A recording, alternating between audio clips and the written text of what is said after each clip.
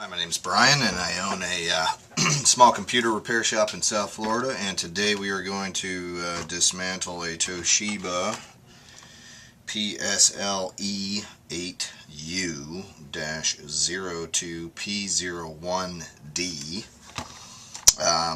It's essentially a satellite laptop. This one is overheating.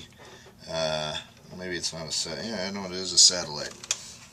It's overheating and it needs to be properly cleaned. So we are going to dismantle it to pull the cooling system out. The tools that we're going to use today: 3.5mm magnetic tip screwdriver, a pair of small needle nose pliers, Spectracool thermal compound, a couple of spudgers. These are black sticks. You can get these eBay, Amazon, wherever.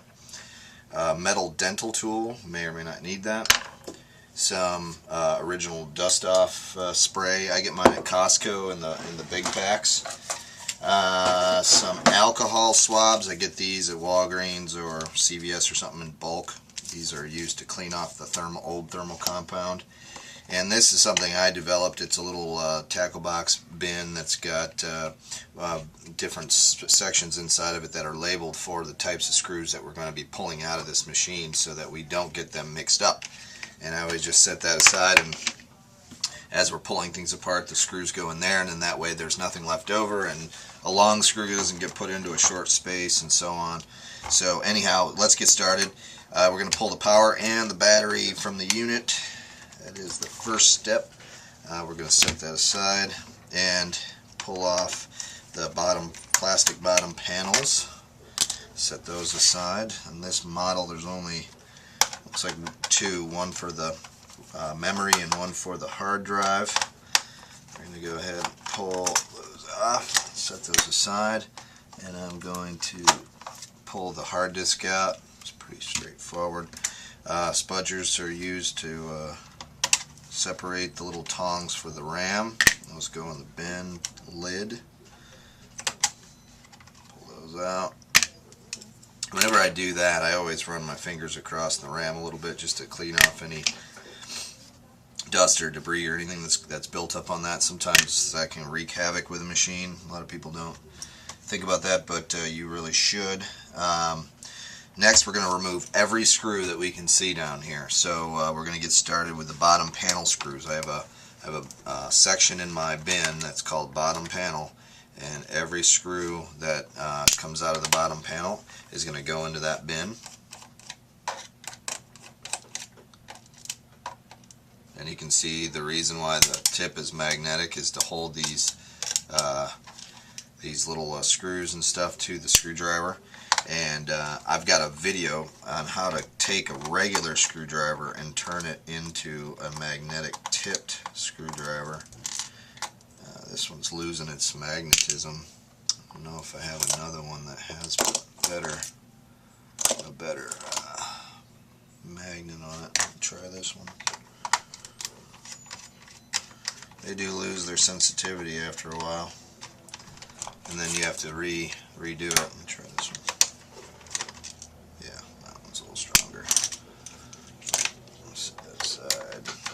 We'll just make a mental note that we need to re-up our magnetism on that screwdriver. And this is kind of a, we're doing a Toshiba today, but this is really standard across the board when you do a laptop. Once you've done a bunch of them, you realize how similar they are in construction now. This one is about 5 years old maybe, so it's fairly new. Some of the older ones are really overbuilt. You'll get inside of them and they got tons and tons of screws and weird spots, and they're all different lengths and sizes, and they've tried to standardize it now, the designers, so that it makes them a little easier to repair. Even though we live in a throwaway society, people are still repairing these computers and trying to make them last a little longer and whatnot. And then Toshiba also does something interesting. They put a number like an F7 next to these screws, so you'll know where to put them back. But almost every screw on the bottom of this panel is an F7, except for this one right here, which is an F5, and I believe that's for the CD-ROM, so that'll go into a different bin anyways. I'll pull that one right now, and it goes in the CD bin, and this has got quite a few screws in it.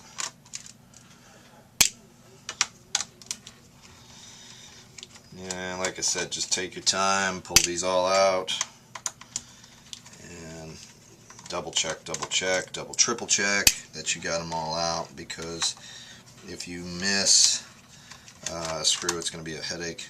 This is a battery tray screw. I got a little section in my bin that's called battery tray. So that one comes out and goes in battery tray. And another one here, another bottom panel screw.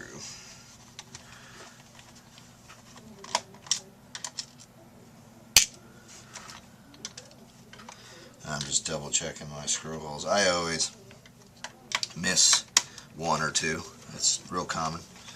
It just happens. It's part of the deal.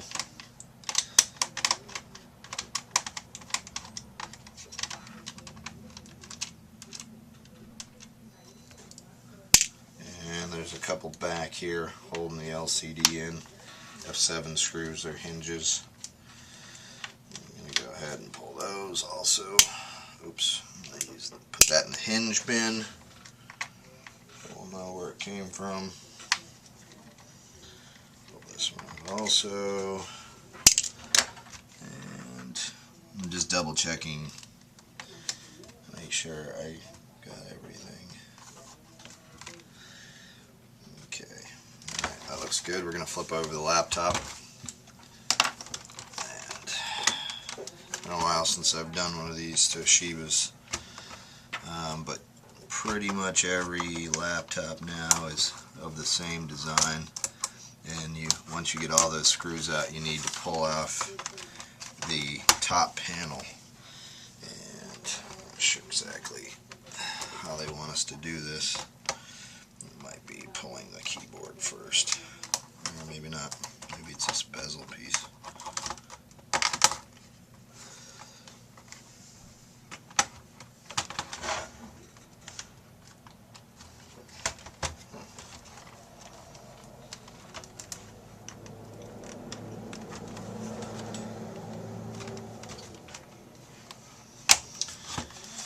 I don't know what I'm missing here. What am I missing? Or maybe Toshiba's different. Maybe you pull the whole bottom panel off. I don't know. That'd be nice. Because then I wouldn't have to go down through the top. Because I'm really trying to get to the cooling fan.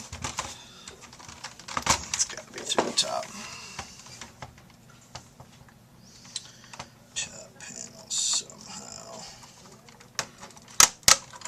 There we go. A little bit of discovery goes a long way. Alright, that makes sense. Alright, keyboard screws, and pull those out. And we'll set that in a keyboard bin. There's 4 of those.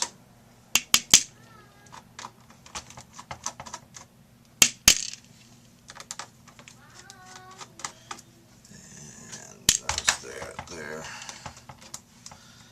and pop that keyboard out. Be gentle with this because there's a ribbon cable down here you need to separate before you can pull this all the way out. That's the way all keyboards are nowadays, and we can get right to the fan from here, which is kind of interesting. We may not need to do a whole lot more dismantle. I am going to pull this top panel off though, because I really want to get under there and clean it pretty well.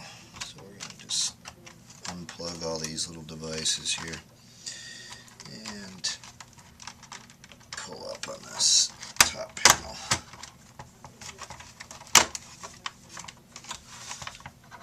And there's it's like a power plug here. Separate that. Set that aside. And wow, in order to get to the CPU, you have to take the motherboard out completely. Alright, well, you gotta do what you gotta do to get this thing clean. These are notorious for overheating. Alright, so let's disconnect the cables to start. Fill that. Pull this cable. This looks like Bluetooth or something there. Modem, perhaps. This is your power plug. Pull that. Your Wi-Fi connectors. Pull those. This looks like webcam connector here. And what's this thing? USB port on the side. Okay. And then we're going to pull this screw here. And what I like to do, if I pull a screw out of the motherboard, I like to grab a Sharpie marker and make a black dot next to the hole so that I remember to put this one back. That goes in the interior bottom bin. That screw. There's a little ribbon. Let's see. Here's another it's not attached. Fan screw. I'm going to treat it the same way. I'm going to put a black dot next to that fan screw where that went so I won't forget. And let's see. The thing to check is sometimes they put screws on the side here. Nothing there.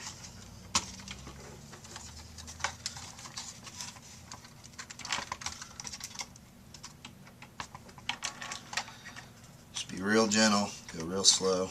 No need to rush into this and break something. Remember, you're trying to fix it, not trying to break it more. So, oh, you know what? It still has its chip in there. That's fine. Okay.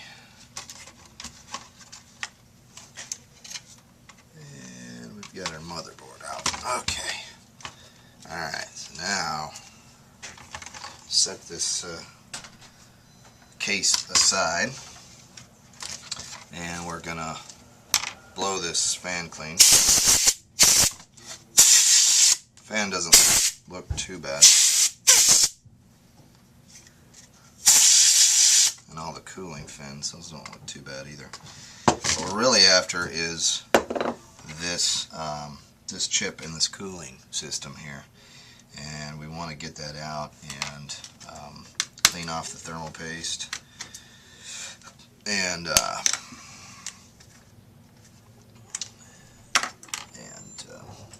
apply new thermal paste. Okay. Pull those two screws. Two more screws here. This is an AMD processor, so it runs hot.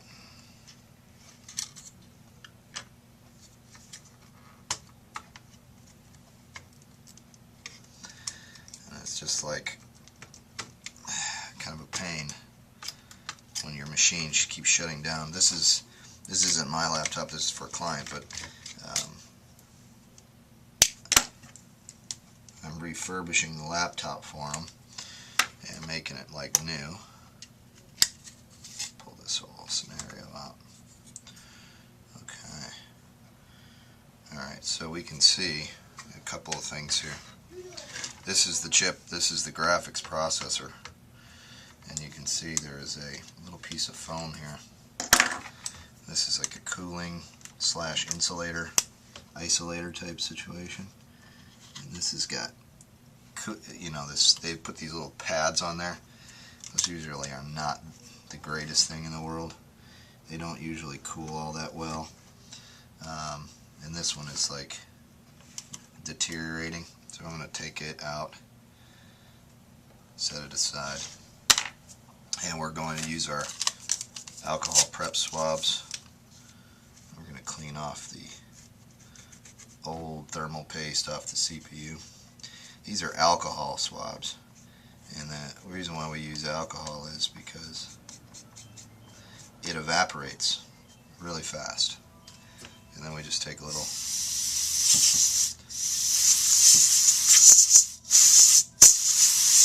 compressed air, blow it off. We're going to clean the GPU as well. It's the graphics processor. Dry it off. And then we are going to do the same on the actual cooling fin here. Clean this sucker off. And you can see it's hard, and it comes off pretty easy when it's in that state.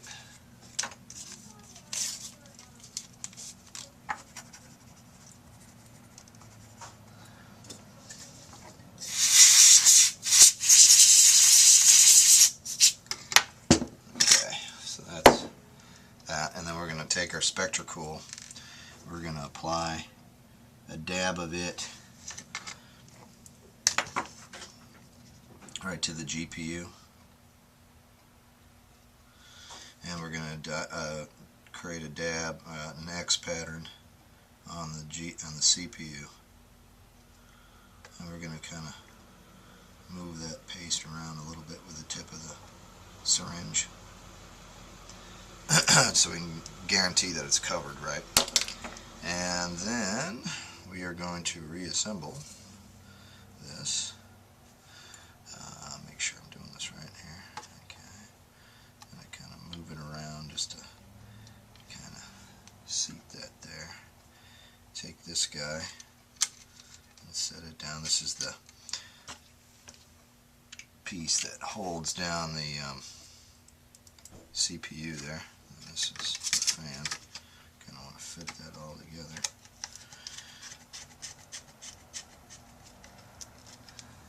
And when you're tightening screws back down, don't overdo it. You know, just when the screw starts to feel tight and you feel it tightening down, just give it another quarter turn. That's it. Don't go nuts with trying to, you know, really get these things in there, because it's really not, you're not helping anything. You could strip the screw, you could go a little too deep and cut a circuit, and you just don't want to do that. So take it easy with the screws, and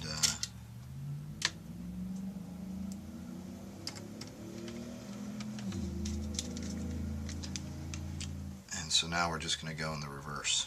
We're going to put this all back together.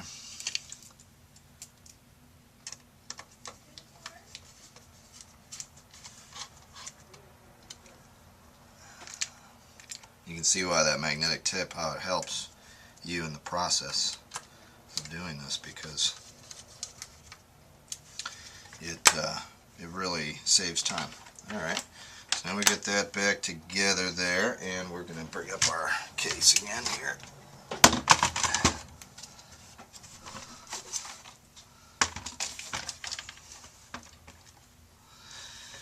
And we're going to reassemble.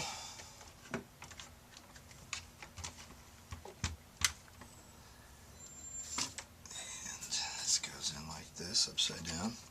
Just make sure not to pinch any wires while you're doing this. And remember how we kind of had to take it out. We had to fish it out from this one side because there's some ports and things that stick out, and kind of set it down in there, and then just watch your cables here. You know, don't get anything lost underneath. Okay. And then if you run into something like it won't seat back down, just kind of gently figure out why, you know, feel down underneath. Oh, there's a cable under there. That's the reason why. And then kind of sandwich it all back down in. And make sure it's going to seat properly. It looks okay. Feels a little, oh, here's the reason why over here. This little CD-ROM port. Okay, that's better. Okay.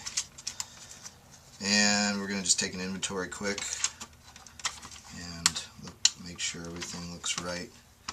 It all looks okay. Start plugging all our wires back in. And like I said before, take your time. You're not in any rush to do this. There's no rush whatsoever. I have some clients that try to push you to get things done quick. You know, they'll constantly be bugging you and calling you, very type A people. And I ask them the question, well, do you want it fixed right, or do you want it just fixed? And the answer is always they want it fixed right. Well, if you want it fixed right, then those things take time, and I'd appreciate your patience, because you know, that's how it works in this world. And some people are surprised that you would say something like that to them, but it is what it is, and I have been doing this for so long. I just know that if you rush a job, it is most likely never worth it. You will have to go back and fix something you forgot, and it will take more time to fix. So it's just worth your time to not rush. Okay, so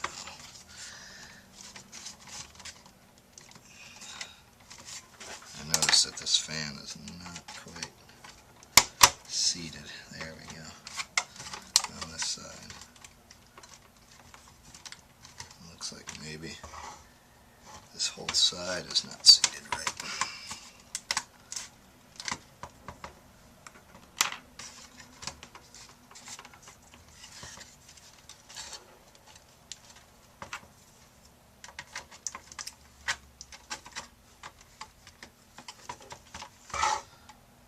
That is not right. Okay, so we're going to unplug everything and start over, because it didn't seat properly, and it's not worth doing wrong like we just talked about. So go ahead and unplug all this. Let's see if we can get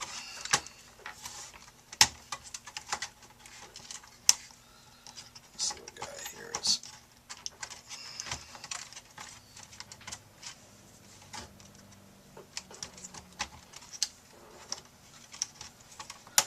sometimes these things they go in really funky, you know, you gotta kind of play with them a little bit.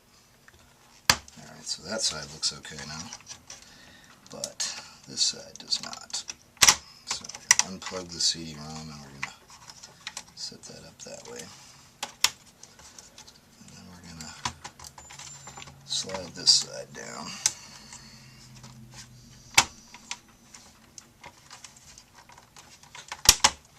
There we go.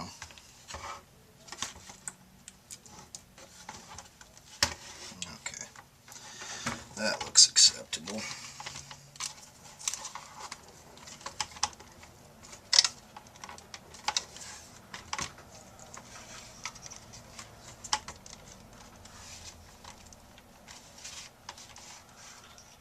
Alright, so now we're going to go back to our process of reattaching everything, getting it back together again. And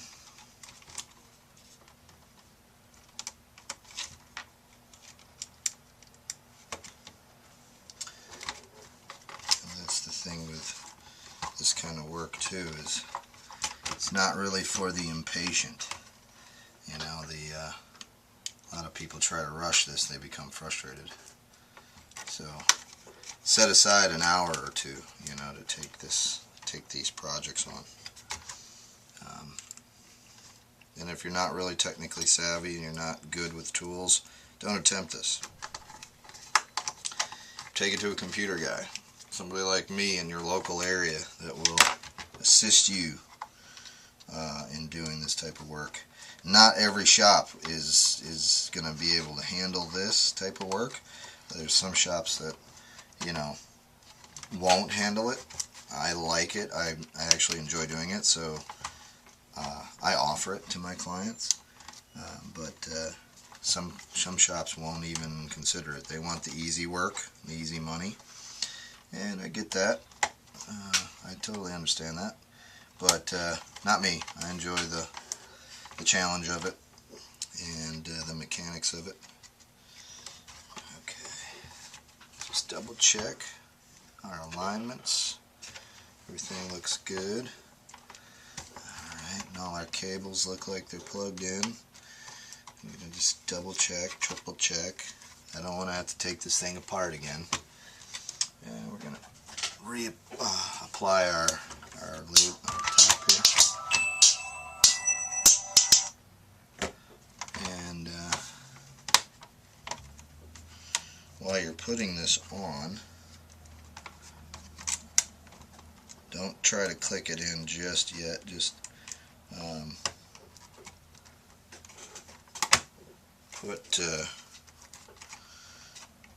try to get all your wires plugged in first.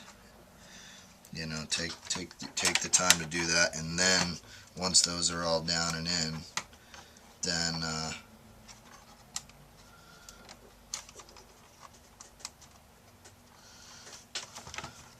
you know, seat your plastic lid.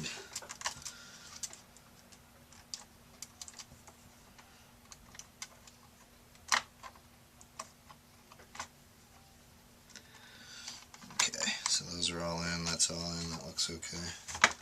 Now we're just going to click this back down in.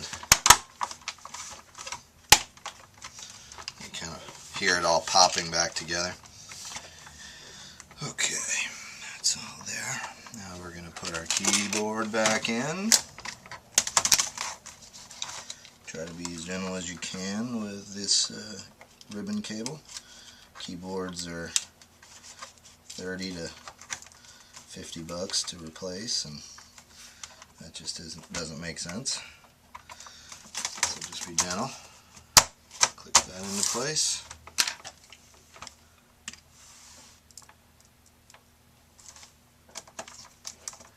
And one thing I'd like to mention to everybody is if they could subscribe to my feed, that'd be great. I do quite a few different repairs and things like that, and if you're an aspiring computer guy, computer tech or whatever, you can learn quite a bit from my experience. And you know, I'm not perfect, but I try to kind of get everything as good as I can, and you know, I don't know it all. I'm learning as I go, and so you can learn right along with me if you want to be if you're an aspiring computer tech. There's a lot of guys out there that are.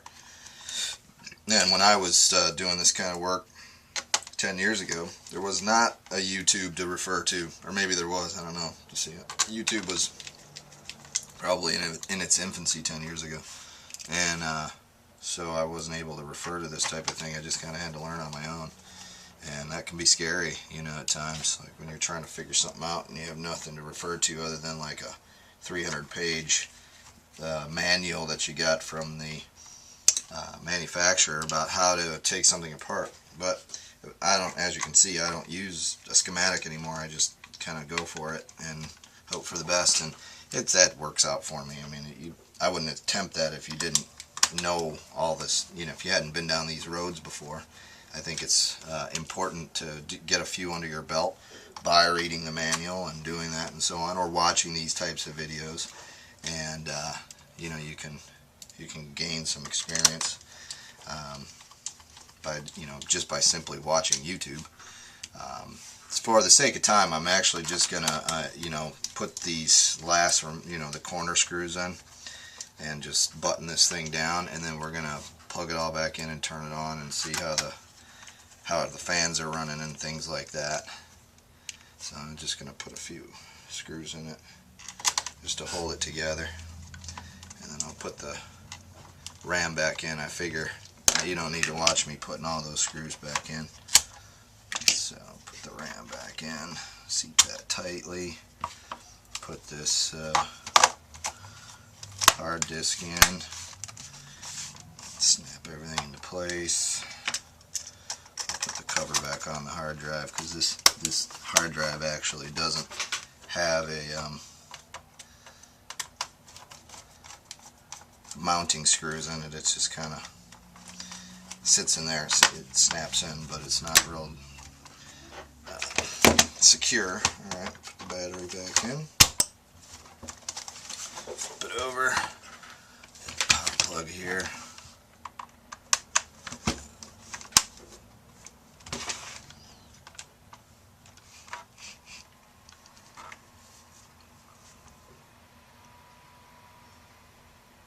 And it's starting up.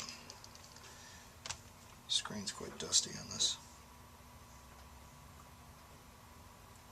And the fan is actually running a lot quieter now, which is good, which is what we wanted. Ultimately, I'll have to run this thing for a little while to determine if it's still going to get real warm. But it was getting very, very, very warm in this area, and it was causing a thermal event, and then it would shut itself off. And the client complained to me about that a few times. And you know, I just tried the simple blow it off, blow the fans off from the outside, but then it had another thermal event on me while I was trying to do something else with it, and so I realized that we needed to go through this process to actually make it run a lot cooler, and kind of take it a step further. So that's what we've done, and I appreciate you watching. Thank you very much. Remember, put all your bottom panel screws back in. That's what I'm going to do after I shut this thing down, and finish up the job and call the client. Thanks for watching, and again, please subscribe.